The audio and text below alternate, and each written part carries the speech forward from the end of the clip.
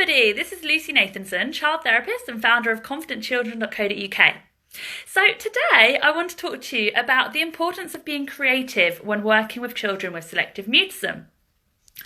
I have to say that every single child I work with, we do something slightly different because every single child is an individual, of course, and every single child responds to something slightly different. So whenever we're working with a child with selective mutism, we almost have to put ourselves in their shoes.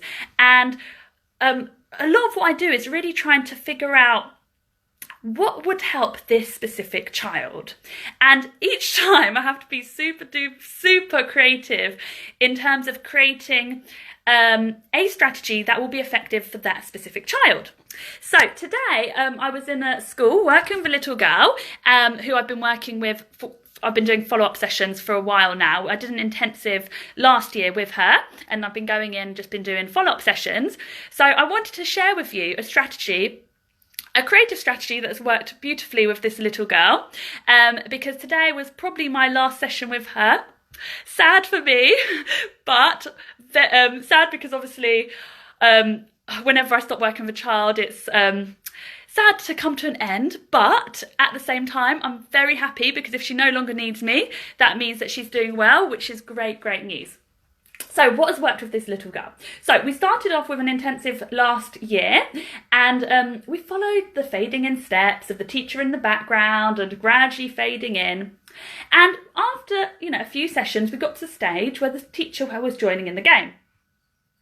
When the teacher asked a question phrased in the specific way, I was guiding how the teacher should start to interact with the child and start to ask questions.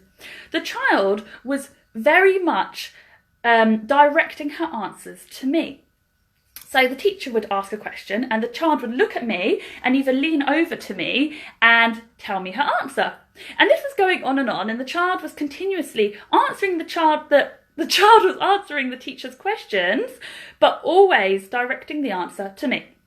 And of course, this is a great step because she was answering the teacher for the first time ever, but it's not very sustainable because when I'm not there, she's not answering the teacher because she was relying on me, which is, not good because we want her to be able to answer her teacher when I'm not there.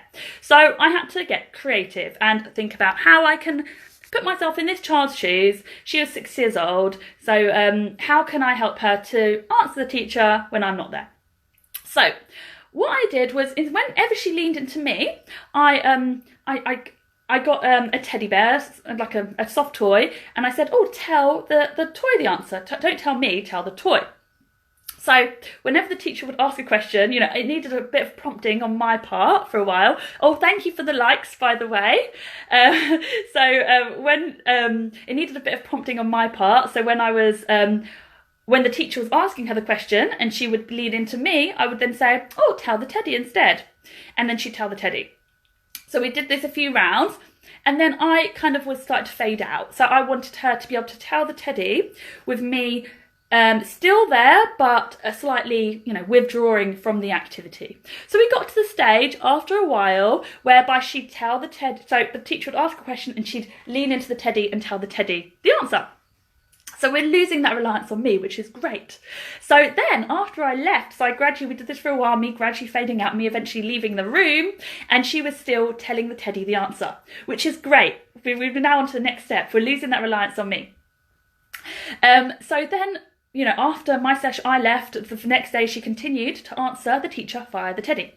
But it was a bit, a bit difficult to carry around this teddy everywhere she went. So we had to be creative again.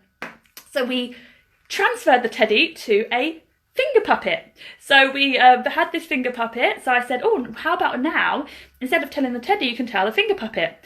So it was like a little teddy finger puppet. So she then began to tell the finger puppet. And then we actually, again, became creative and we turned this finger puppet into a little pin. So we put like a paper clip. A pin on it, and then we pinned it to her jumper. So she was always walking around with this little finger puppet. It's like a small badge, almost like a badge on her jumper. And that was an amazing breakthrough, because in the past, when the teacher when we got to the stage where she was talking via the 𝗕cie, thank you for the loves and the likes, I really appreciate it. So when we got to the stage where she was talking through the 𝗕cie, so whenever the teacher would ask her a question, she'd run off to find the 𝗕cie, tell the 𝗕cie. It was a bit difficult. So now when we had this badge attached to her, the teacher would ask a question and she'd lean down and tell the badge. So that was really a breakthrough, because whenever the teacher would ask her a question, she could just tell the badge.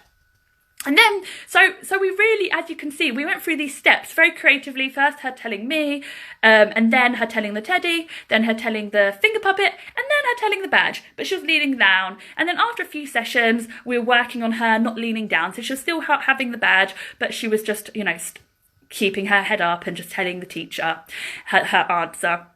And then gradually we started to fade the badge out. So we started to gradually move the badge slightly away from her mouth, so she was able to continue to talk to the teacher, but the badge was still attached to her.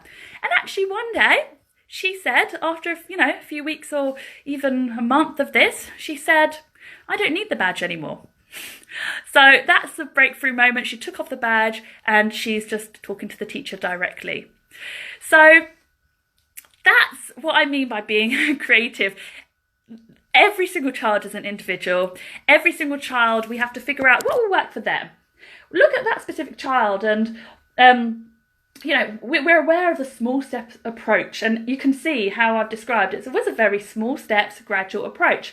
And as you saw, when we got to the moment that the child knows when they're ready to move on to the final step, and she took off the badge, and now I was in school with her today and her teacher, and she's answering her teacher without any need for any 𝗕cie, any badge, and answering her teacher directly and not via me. So I just wanted to share that strategy with you, which has worked, because I know that it's always good to share ideas and inspire one another. So if you've had any ideas that have worked for you or for your children or the children that you're working with, please share your strategies in the comments below so we can all support and inspire one another. Okay guys, thank you so much for watching. I really appreciate it as always. Thank you for the likes, comments, loves, etc, etc. And I hope you all have a lovely rest of the day. Thank you so much.